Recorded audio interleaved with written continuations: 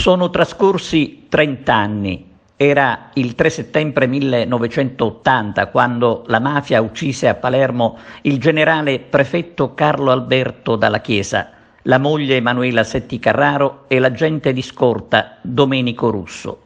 Oggi in via Carini Palermo commemora una figura che combatteva sul serio la criminalità organizzata.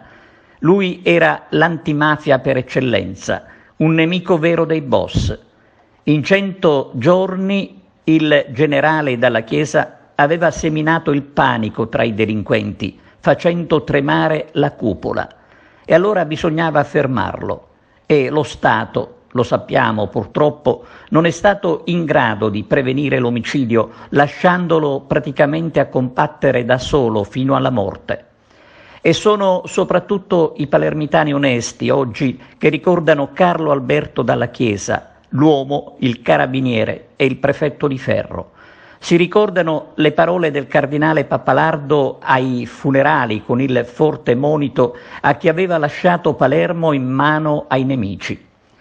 A 39 anni dal tragico agguato, ha scritto il Presidente della Repubblica Mattarella, rendo un commosso omaggio al prefetto Carlo Alberto Dalla Chiesa, alla signora Emanuela Setti Carraro e all'agente Domenico Russo, vittime della ferocia mafiosa.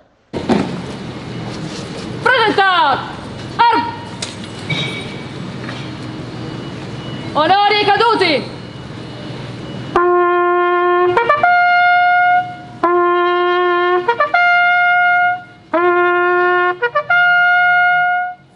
Sono stati fatti dei passi da gigante in avanti, ma ancora ovviamente la strada da percorrere è molto lunga. Oggi in termini di efficienza delle forze di polizia, efficienza delle pubbliche amministrazioni abbiamo raggiunto livelli di più che accettabilità, quindi la situazione oggi è una situazione al pari di tutto quello che è la realtà nazionale e soprattutto adeguata a quello che invece è la realtà sociale e in parte criminale della Sicilia, in particolare ovviamente della provincia di Palermo. Cosa manca per il...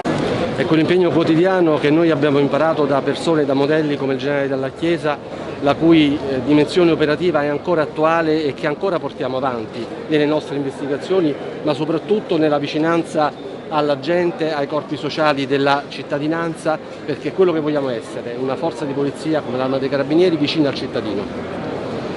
Dopo 2 anni intensi, la via, che ricordi porterà?